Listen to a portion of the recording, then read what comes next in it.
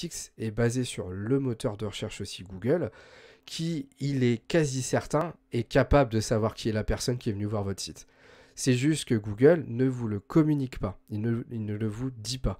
Il vous donne plein d'infos, mais pas les plus sensibles. La plus sensible qui serait de vous donner carrément son nom, prénom et son adresse. Bien sûr, parce que alors là, c'est terminé. Mais pour autant, on est quasi certain que Google Analytics, lui, sait qui est cette personne. Et là, c'est la cerise sur le gâteau. En plus de cela, il a été prouvé par des tests que Google Analytics, en fait, quand vous l'installez sur votre PC, il va commencer à communiquer avec, pas sur votre PC, sur votre site web, il va commencer à communiquer sur votre site web, avec votre site web, je vais y arriver, et les données de statistiques, à un moment, vont arriver aux États-Unis. Elles vont forcément passer par les États-Unis. Et là, ça devient très très problématique, parce que déjà, on n'est plus dans l'Union européenne, et donc ça, c'est un petit peu comme... c'est quand même des données importantes qui sont exploitées, du coup, forcément par les États-Unis. Et ça, ça devient... Et là, on arrive dans une sorte de registre un peu politique, quoi. Enfin, ça devient assez sensible. Mais on va pas forcément s'attarder sur le registre politique, parce que moi, je ne m'y intéresse pas forcément et j'ai pas envie d'en parler, mais d'un point de vue technique, ces données personnelles, il est quasi certain que si vous lisez les conditions générales d'utilisation quand vous installez ça, il vous l'explique. Mais ça pose problème à la CNIL parce que visiblement c'est pas clair, c'est pas forcément expliqué, quoi. Il y a peut-être quelque chose qui manque. Donc on va lire rapidement dans les grandes lignes ce qui a été dit par la CNIL. Là, ils expliquent que c'est un outil de stats, blablabla, et que la CNIL, en coopération avec des homologues européens, a analysé les conditions dans lesquelles les données collectées grâce à cet outil sont transférées vers les États-Unis. Donc il y a des conditions de transfert, et que la CNIL a estimé que ces transferts sont littéralement illégaux, et impose à un gestionnaire du site web français, donc du coup la personne qui a été mise en demeure, enfin l'entreprise, de se conformer au RGPD et si nécessaire de ne plus utiliser cet outil dans les conditions actuelles. Donc là c'est un coup de tonnerre parce que Google Analytics, je n'ai pas la stat exacte, mais je suis quasi certain qu'il y a plus de 95% des sites internet français qui utilisent Google Analytics. Il y a une minorité de sites qui utilisent des solutions tierces qu'on va voir après. Et quid que deviennent les agences web dans ce cas de figure? Qu'est-ce qu'elles vont faire? Qu'est-ce qu'elles vont devoir faire? Parce que là, on est sur quand même quelque chose de très sensible, puisque là, n'importe quel site web qui utilise Google Analytics est hors la loi. Là, c'est ce que ça veut dire. C'est ce que ça veut dire. Il n'y a pas d'autre mot pour ça. Il n'y a pas eu d'abus de l'entreprise plus que nous on en fait. Moi, j'ai des sites internet qui sont sur Google Analytics. Donc, c'est pas réellement un problème de l'entreprise qui a utilisé cet outil. Le problème, c'est l'outil en lui-même. Mais comme le propriétaire réel du site est cette entreprise, c'est elle qui prend. Et là, c'est quand même assez grave parce que eux, ils n'ont pas plus abusé de Google Analytics que moi, par exemple. Ils ont juste exploité l'outil, c'est tout. Donc c'est quand même assez important de prendre en compte ceci. Donc on va lire un petit peu plus vite, un petit peu en dessous, pardon. Google Analytics est une fonctionnalité, ça on s'en fiche, je vais vous relire la même chose. La CNIL a été saisie par plusieurs plaintes par l'association NOYB concernant le transfert vers les États-Unis de données collectées lors de visites de sites web utilisant Google Analytics. Au total, 101 réclamations ont été déposées par la NOYB dans les 27 États membres de l'Union européenne et les 3 autres États de l'espace économique européen, EEE, à l'encontre de 101 responsables de traitement qui transféraient des données personnelles vers les États-Unis. Mais à quel moment, nous, on n'est pas... Pourquoi 101 et pourquoi pas toute la France, en fait? Une analyse au niveau européen. La CNIL, en coopération, ça, en fait, il réexplique beaucoup la même chose, hein, c'est un petit peu embêtant. Il s'agit notamment de tirer collectivement les conséquences de l'arrêt Schrems 2 de la Cour de justice ayant invalidé Privacy Shield. Alors là, c'est du chinois, je vais pas vous mentir. Les conséquences au niveau français, ça devient un peu plus intéressant. La CNIL conclut que les transferts vers les États-Unis ne sont pas suffisamment encadrés. Ok, donc c'est trop dans le flou. En l'absence de décision d'adéquation qui établirait que ce pays offre un niveau de protection des données suffisant au regard du RGPD, forcément les États-Unis, ils n'ont pas la même vision du RGPD que l'Europe. Hein.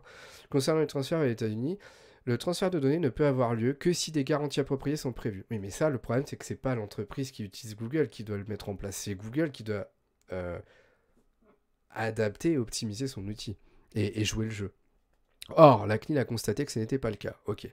En effet, si Google a adopté des mesures supplémentaires pour encadrer les transferts de données dans le cadre de la fonctionnalité Google Analytics, celles-ci ne suffisent pas à exclure la possibilité d'accès des services de renseignement américains à ces données. Ok.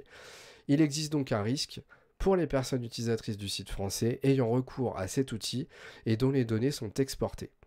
La CNIL constate que les données des internautes sont ainsi transférées vers les États-Unis en violation des articles. Ça, on va passer. Elle met donc en demeure le gestionnaire du site de mettre en conformité ces traitements, si nécessaire en cessant d'avoir recours à la fonctionnalité. Donc autrement dit, il faut désinstaller ça et passer à un autre outil. Le gestionnaire de site en cause dispose d'un délai d'1 mois. Alors, en fait, c'est simple, hein. Il n'y a pas d'amende, il n'y a rien, c'est un avertissement.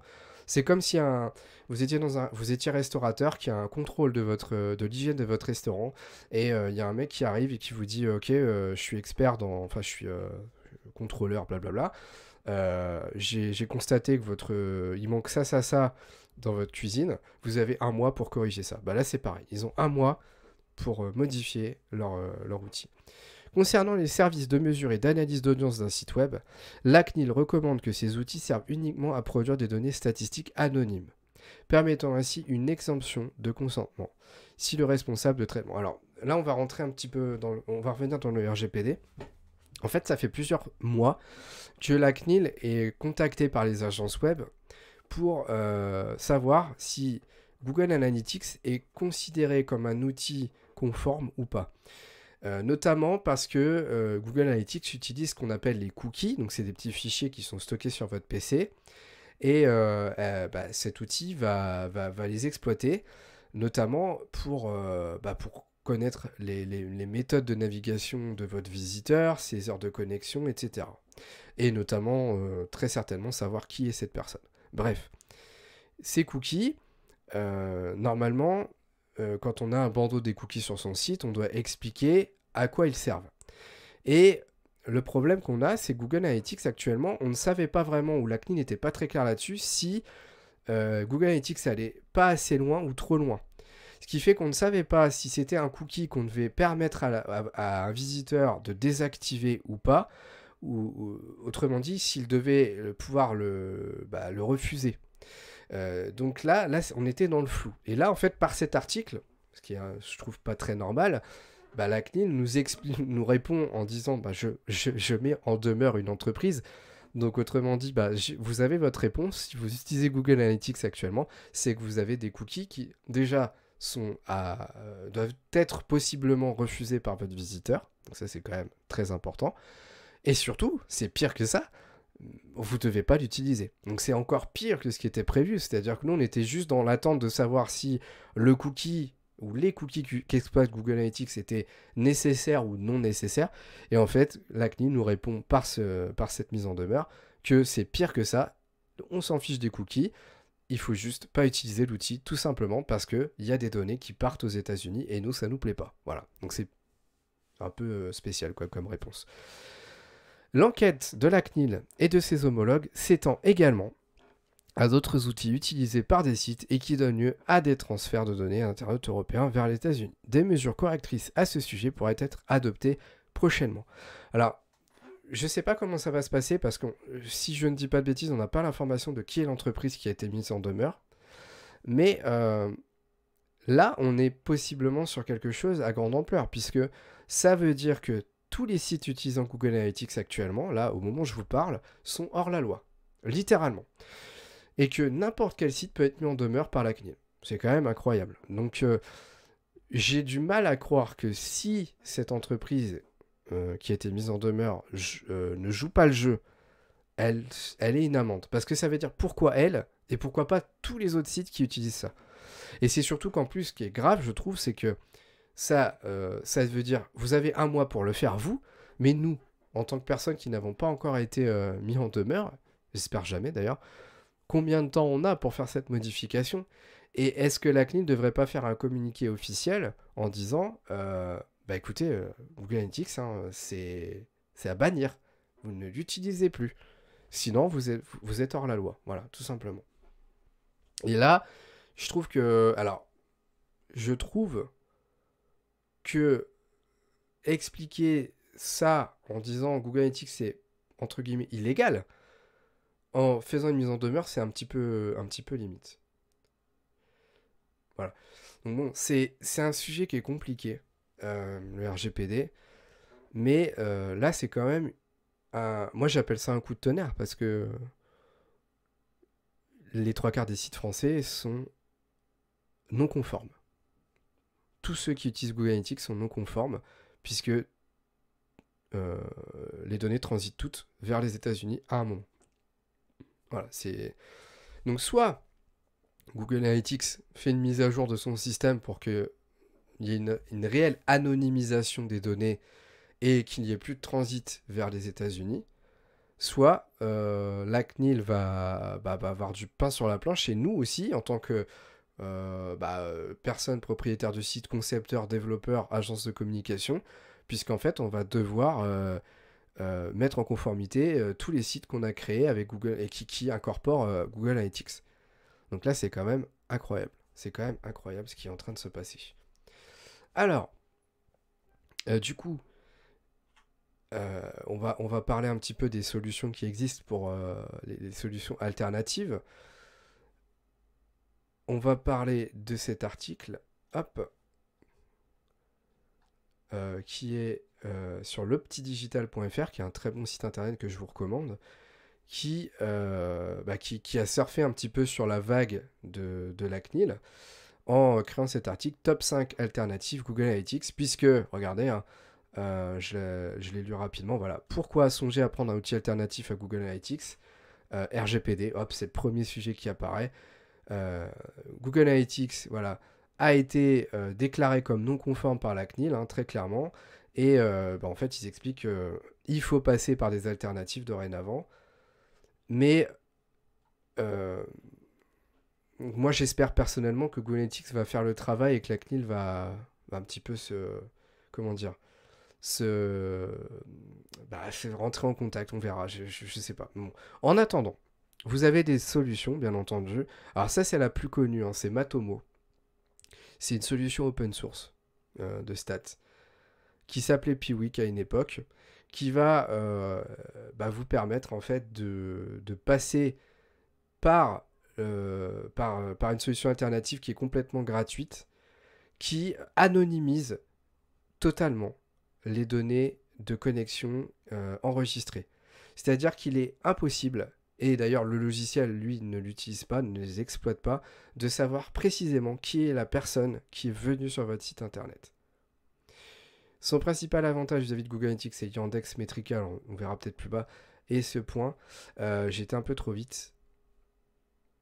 Anciennement connu sous le nom logiciel analyse de libre open source, installé gratuitement. Non, c'est pas ça que je voulais, c'est pas ça que je cherche. C'était peut-être au-dessus.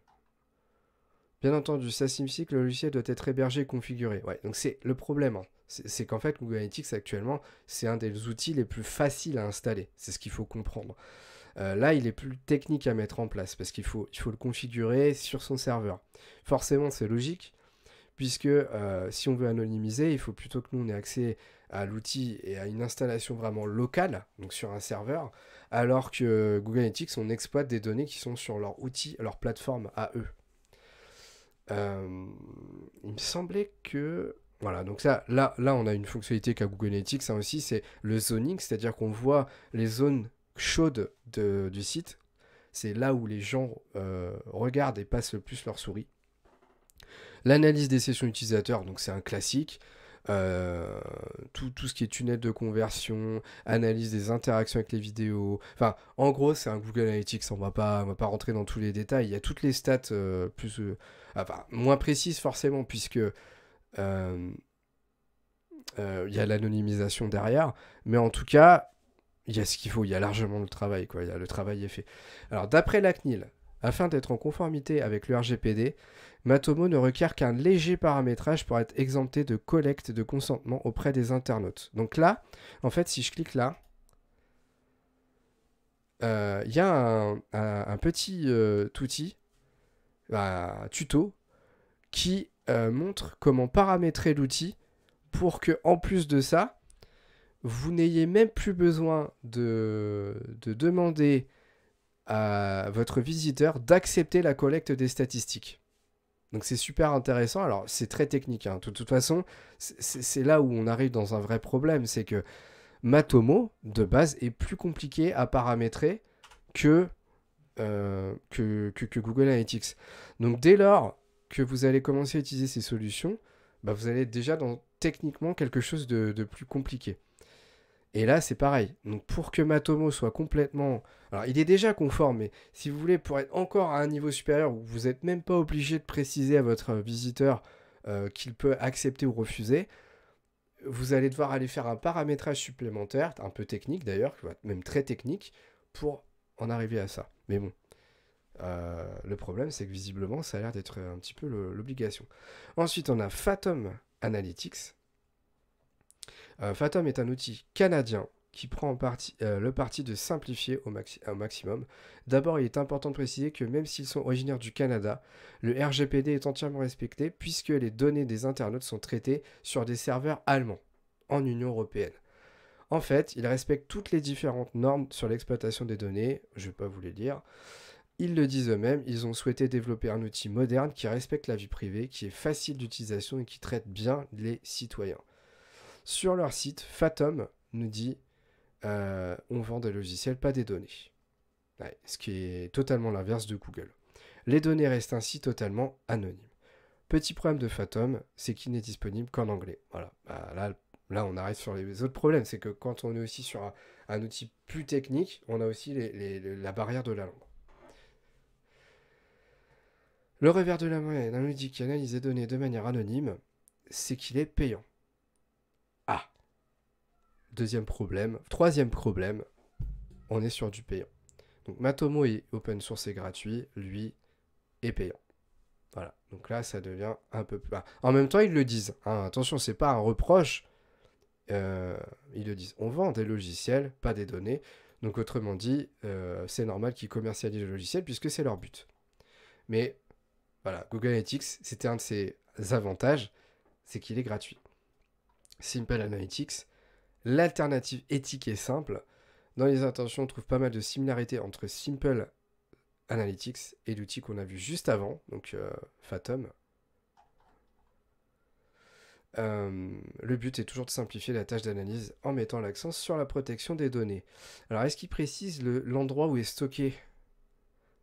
Il faut faire un choix. Cela signifie également que le nombre de données est disponible. Oui, forcément. Ils disent que c'est minimaliste, donc il y a moins de données. Ok. Fait aussi le choix d'être 100% transparent. Par exemple, il nous explique tout sur ces raisons de leur déménagement de l'Islande vers les Pays-Bas, pardon. Ils ont clairement expliqué, avec des arguments solides, logiques, axés sur l'expérience client en demandant. Ok. En effet, le client est vraiment roi chez Simple Analytics. Évidemment, les données ne sont pas revendues. Alors déjà, on parle de client, donc ça veut dire qu'il y a certainement une version qui est payante, il n'y a pas de version gratuite. Les données ne sont pas revendues, mais en plus de cela, elles sont totalement cryptées. Autrement dit, lorsqu'on essaye de voler ça, bah ça va être compliqué. Ok. Et voilà, c'est payant. Encore une solution payante. Donc là, pour l'instant, depuis le début, on n'a que Matomo qui est gratuit. Hein. Même si c'est certainement la meilleure alternative. Le gros problème, c'est que c'est un des plus techniques. Quoi. AT Internet Analytics, pardon, l'alternative française, tiens, 100% éthique. Donc là, bah, c'est du Made in France, donc on se doute bien que les données sont en France, ou au moins en Union Européenne, j'espère quand même. Comme les autres outils que l'on a déjà vus, s'engagent, ok, RGPD, blablabla. En plus, ils sont également très engagés sur le côté écolo. En effet, leur outil Analytics Suite est conçu pour limiter l'empreinte carbone. Ok, ça c'est cool. On avait vu sur 01net la semaine dernière qu'il y avait beaucoup de choses liées à l'écologie. Cela veut dire que les durées de stockage sont plus courtes et qu'elles sont hébergées de manière mutualisée sur le cloud. Ok. Ils disent pas vraiment le lieu de stockage, mais bon. Internet est une très haut de gamme analytics avec des valeurs importantes. Ah mince, ils précisent pas si c'est payant.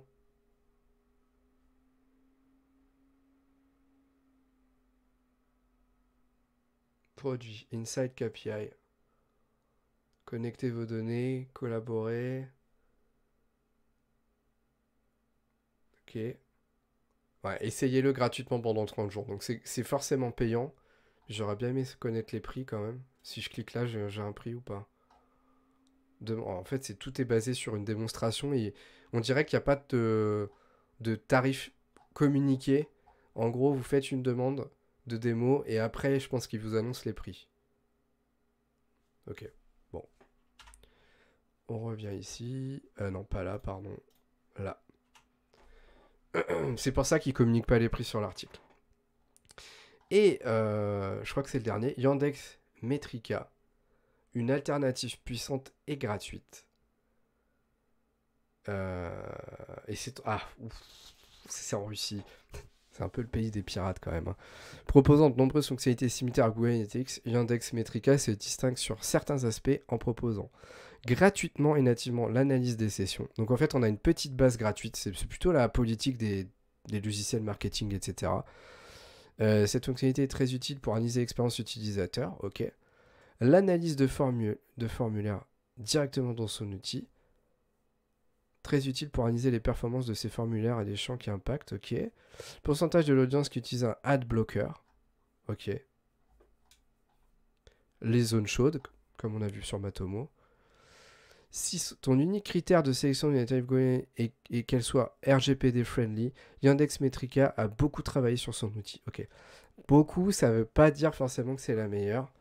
Alors, honnêtement, je la connais pas, hein, mais je partirai pas dessus. Je sais pas pourquoi, mais je la sens. Enfin, c'est pas que je la sens pas, mais je pense que quitte à faire le choix de partir, à la limite, je partirais certainement sur Matomo, mais le problème c'est que c'est technique, ou je pense à la solution française, AT Internet Analytics. Bien que le problème c'est comme on n'a pas de tarif communiqué, c'est un risque que ça coûte cher. C'est un peu le problème. Mais bon. Mais je pense que Matomo reste la meilleure alternative hein, actuellement. Il y a pas. Surtout qu'il y a quand même eu un article rédigé par la CNIL là-dessus. Donc on se doute que si la CNIL a rédigé ça, c'est qu'ils savent qu'on peut faire des choses et qu'on peut les faire proprement avec l'outil. Et du coup, autant partir sur une solution qui est dans le vert au niveau de la CNIL, puisque c'est quand même eux qui vous sanctionnent, hein, très, très, très clairement. Donc voilà. Donc c'est un sujet qui est vraiment... pour moi, c'est une bombe. Hein. C'est une bombe, là, ce qui vient de se passer, parce que là, en fait, on est déjà hors délai, parce que le RGPD existe depuis 2018, mais là, en fait, on a un logiciel qui est exploité depuis beaucoup plus longtemps que 2018, pour lequel on n'avait pas vraiment d'explication de savoir si on était dans la loi quand on l'utilisait, dans le cadre de la loi. Et là, en fait, on a une réponse claire, nette et précise par le biais de cette mise en demeure qu'on n'y est pas.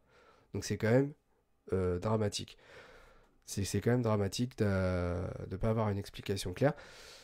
On va quand même aller jeter un coup d'œil ici, puisque Cookie, solution pour les outils de mesure d'audience. On va voir ce que la CNIL, elle, explique. Ah, mais c'est pas... Voilà. Ah, si. Voilà. Ok, donc là, il donne des solutions alternatives. Donc là, il parle de AT Internet. C'est celle qu'on a vue dans l'article juste avant. Ensuite, on a Smart Profile. Alors, par contre, ce qui m'inquiète un peu... Ah si, il est là. Matomo. Voilà. Et en fait, sur chacun de ces outils, on a des guides de configuration pour qu'ils soient en conformité d'un point de vue RGPD.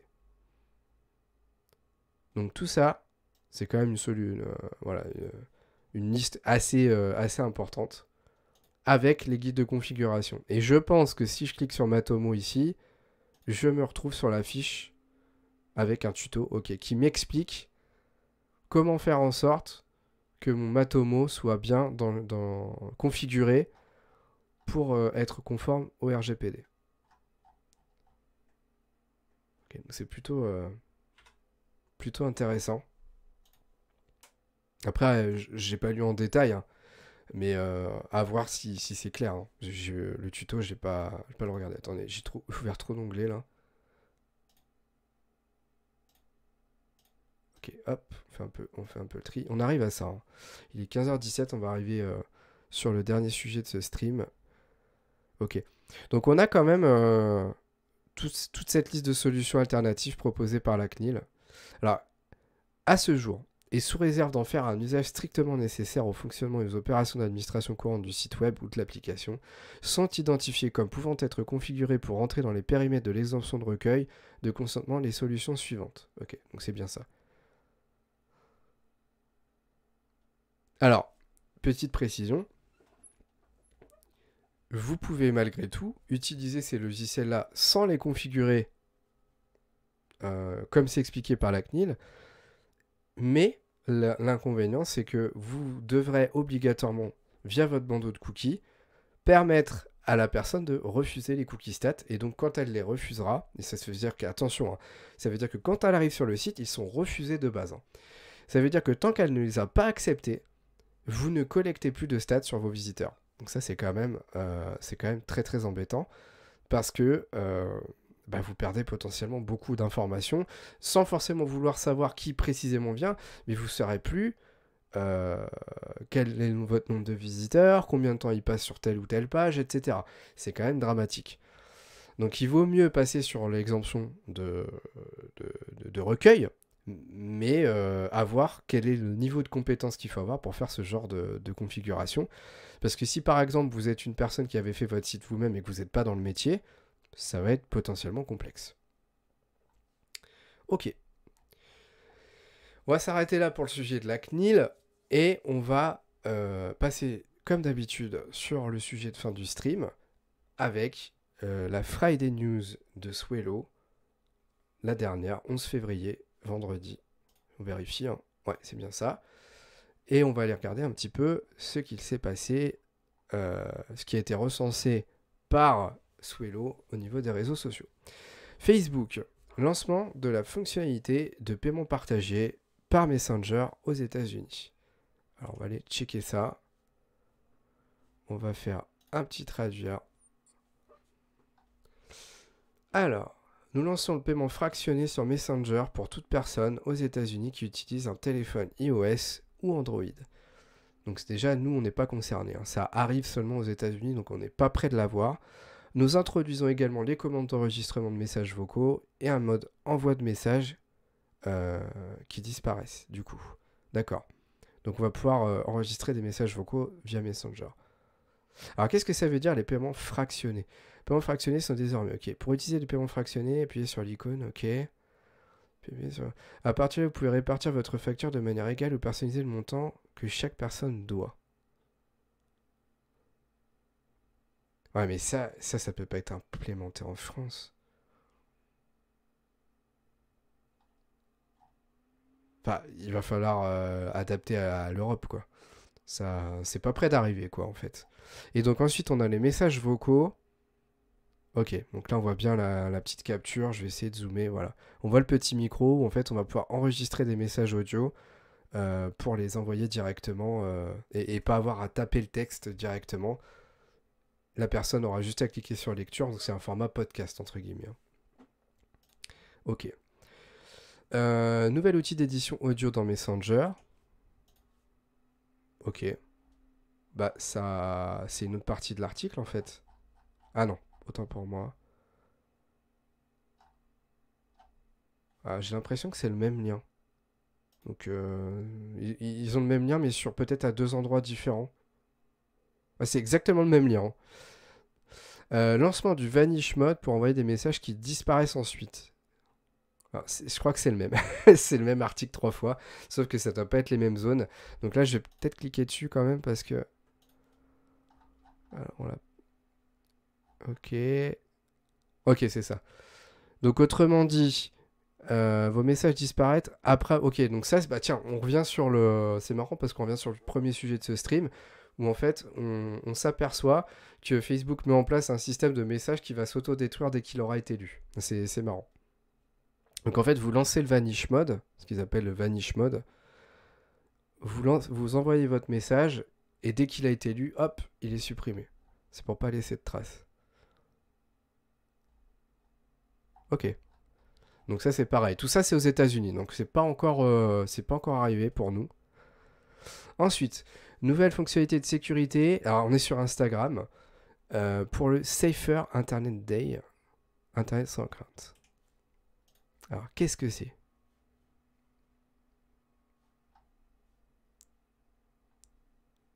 Ok. D'accord. Ok. Donc ils ont mis en place un. On peut aller le voir, je pense. Ah, je pensais qu'ils allaient directement me faire. Ok. Donc c'est un article qui a été mis en place qui permet d'améliorer le niveau de sécurité de votre compte Instagram. Ça, je trouve que c'est pas mal. Parce qu'actuellement, Facebook a mis en place, on l'a vu tout à l'heure, hein, son système d'assistance sécurité. Et en fait, sur Instagram, il n'y en a pas. Ça n'existe pas. Et le niveau de sécurité des profils, il peut être amélioré. Comme à l'époque Facebook le faisait, il n'y a pas de communication sur comment améliorer le niveau de sécurité de son compte. Et là, on dirait que ils sont en train de le mettre en place. Donc c'est plutôt intéressant. Parce que, là, typiquement, il vous explique comment mettre en place la double authentification. Ok. Ensuite, qu'est-ce qu'ils expliquent? Je peux pas traduire ça, c'est bizarre. Je comprends pas pourquoi ils me le proposaient pas.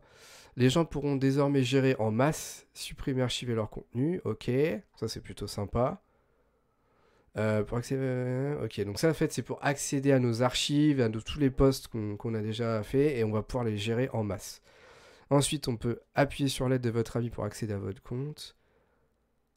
Ouais, ça c'est ce que Facebook a mis en place depuis déjà un moment, c'est des comptes de confiance que vous allez mettre en place qui pourront accéder à votre compte dans le cas où vous vous êtes fait pirater votre accès.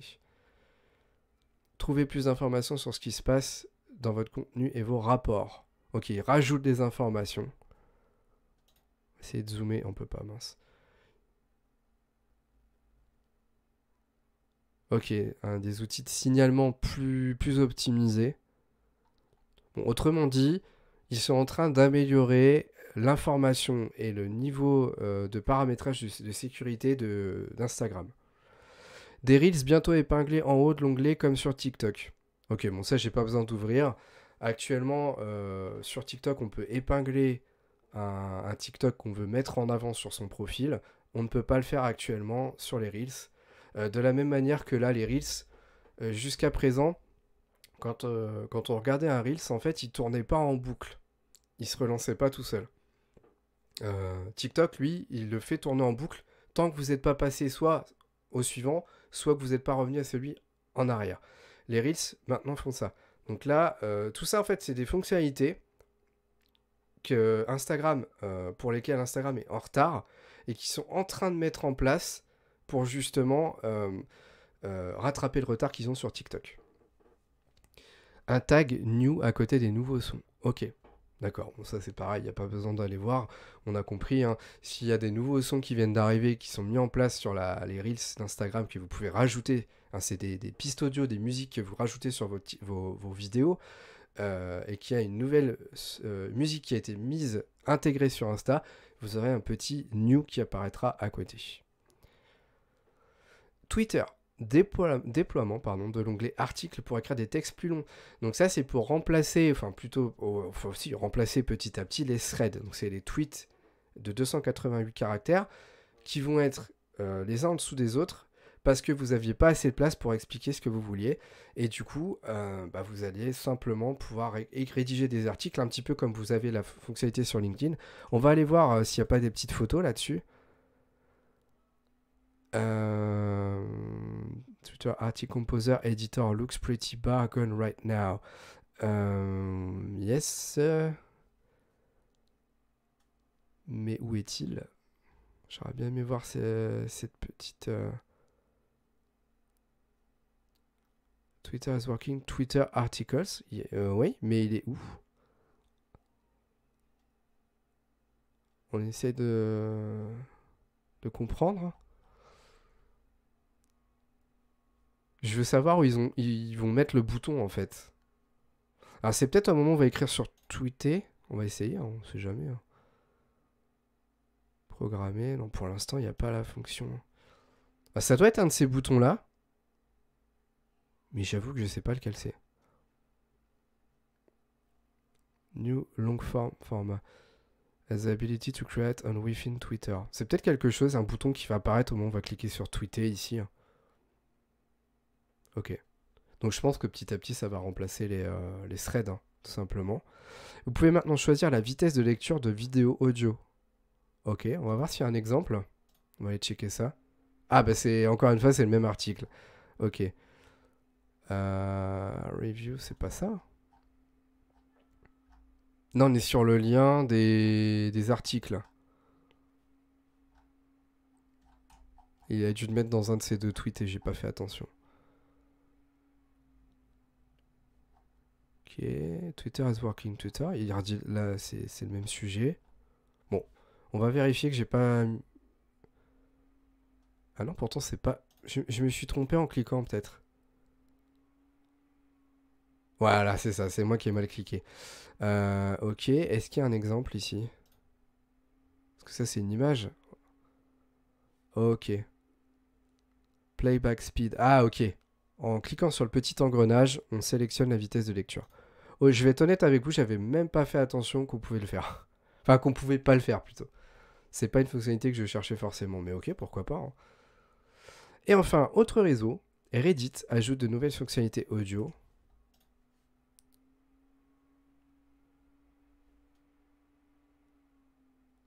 Live video chat, ability to listen recording, ok. Live audio chat. On va essayer d'aller voir sur les photos.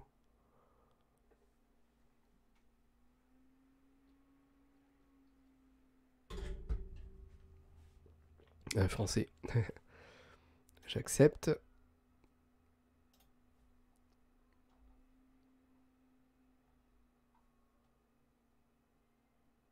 Ok. L'outil de chat audio en direct de Reddit inclura un moyen de participer via du texte et des emojis.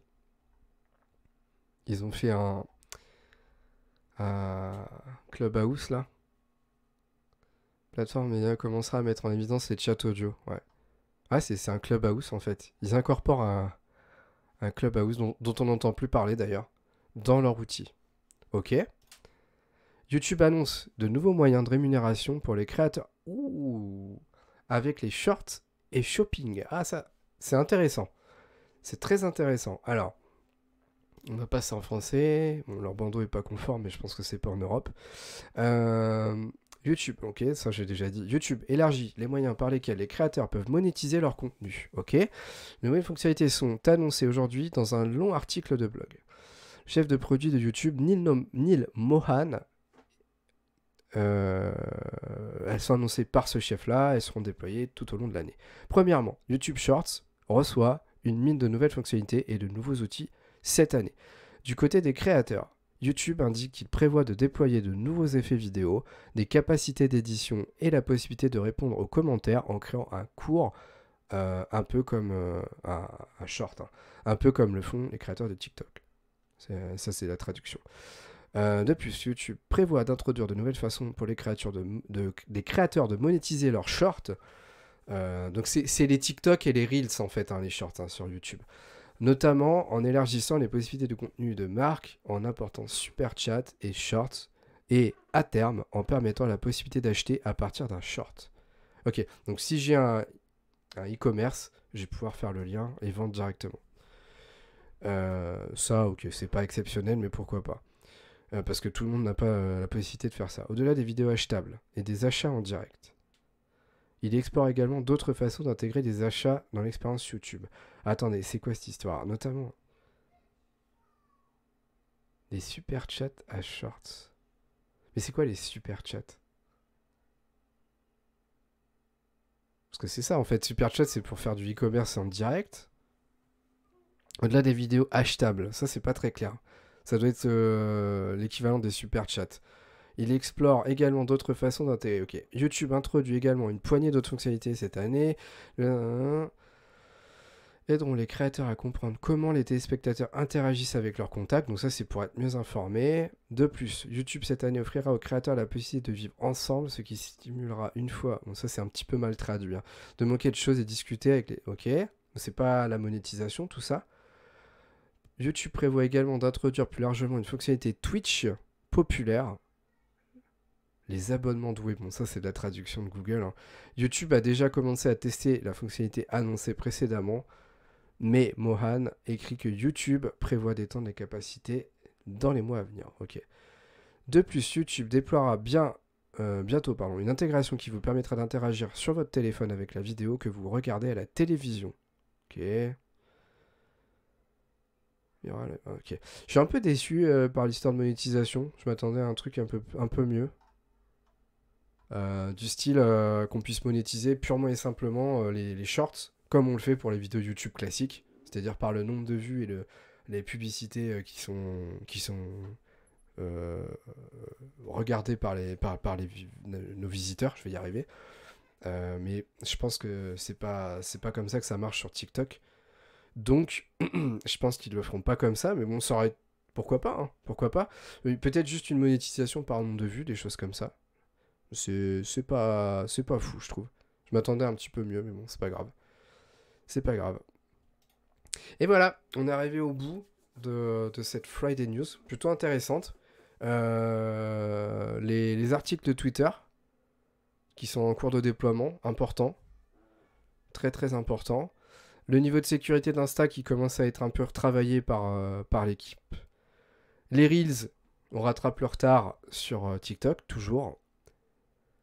Et ouais, des petites fonctionnalités Messenger plutôt sympas, mais gadgets qui arrivent. Ok, super. Et voilà, on arrive à la fin de ce stream. Donc je vais m'arrêter là pour aujourd'hui. D'ailleurs, il y a le replay. J'ai activé les replays. Donc voilà, je ferai une communication.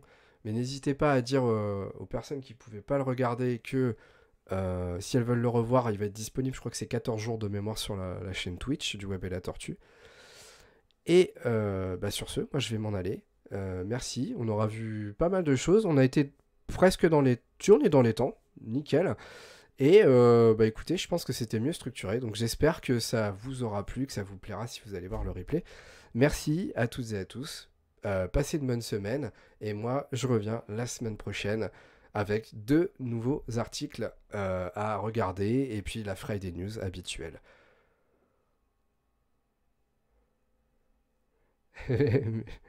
Merci. Merci. Allez, ciao tout le monde et à la semaine prochaine.